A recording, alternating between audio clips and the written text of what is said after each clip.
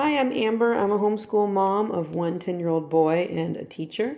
And I just want to talk a little bit about an ELA course that I'm running this year for a small group of homeschoolers. And so it's just going to be covering the grammar, writing, literature, and Latin. So today I'm just going to talk about the English portion of it and how I do things a little different when I put together a course.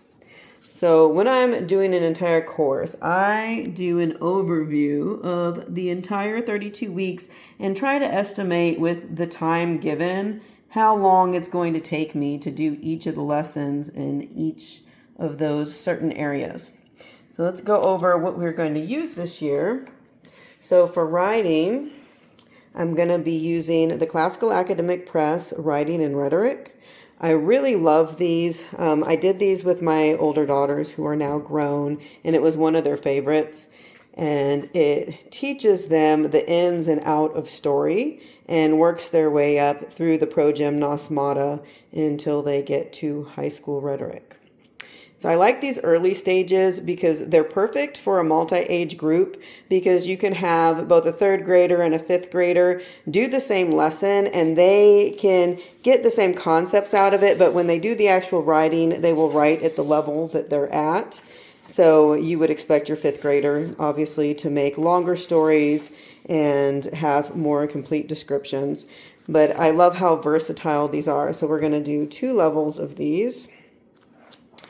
And in addition to working through the books, they will have 2 major writing assignments that will be graded with, what do you call it? Rubric, with a rubric, sorry. I can't think sometimes.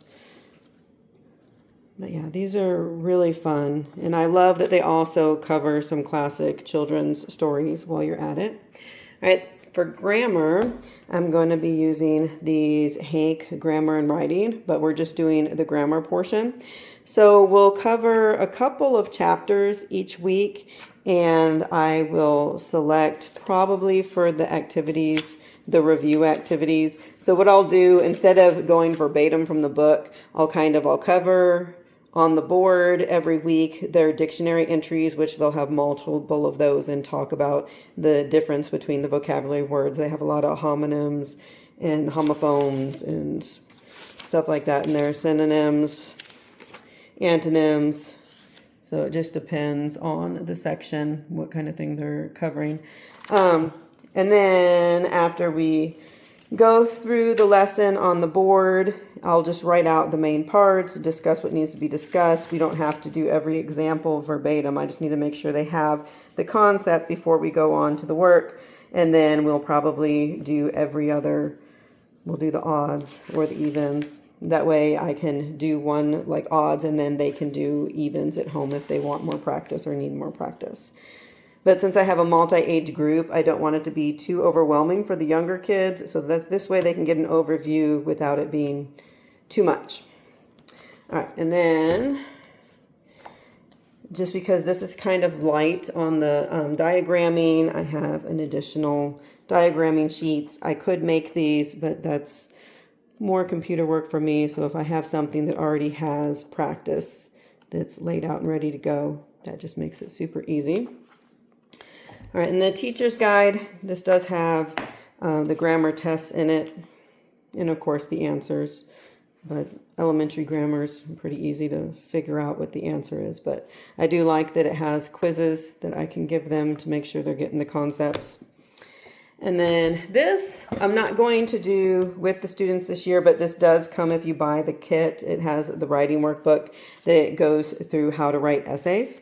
So I'm probably going to do essay writing next year. And I already have, because I used to teach at a school, I have activities that I'd like to do that ties in with some of the literature that we plan to read in the next year or two. So we'll do more essay writing with that.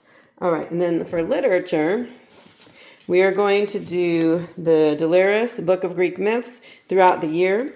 And the reason I feel like this is really important is because the more familiarity the kids have with the Greek pantheon, the easier it is for them to understand things as they get into high school literature. I mean, if you're reading Milton, Moby Dick, just so many things, all the great works Most of them have tons of biblical allusions and tons of mythological allusions.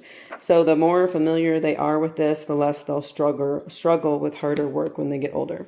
And so this is just for me as a teacher. This little study guide has questions, comprehension questions for each of the stories, so that makes it easy. I don't have to think of and write discussion questions every week. That way it's already prepped for me. And then we are pulling just certain stories out of these classic fairy tale books. So we have the Blue Fairy book, the Hans Christian Andersen, I have the Brothers Grimm, and then I'm just pulling out one story from this Over the Moon. This is a textbook for children from 1989. I have a whole set of these, and I really like these because it's back from before they decided nothing could be in the public school curriculum. So this is the story of Joseph and his brothers. But these anthologies have all kinds of stories. They also include the Greek mythology.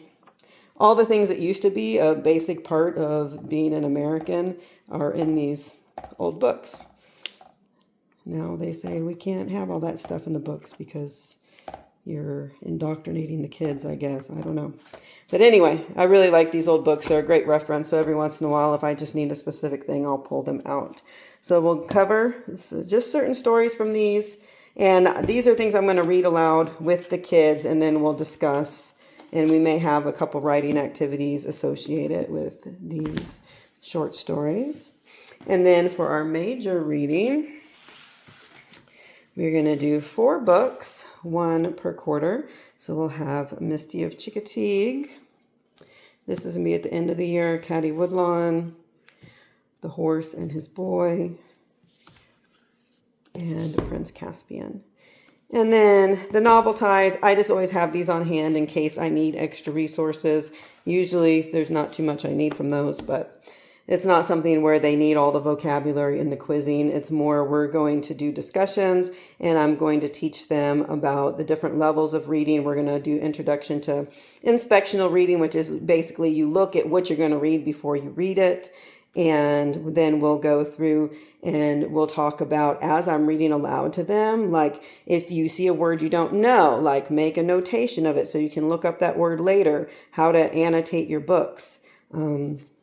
Yeah, just all the kind of reading skills preparation. So we'll do it as we read, and then they'll have a few chapters that they'll be assigned to read at home.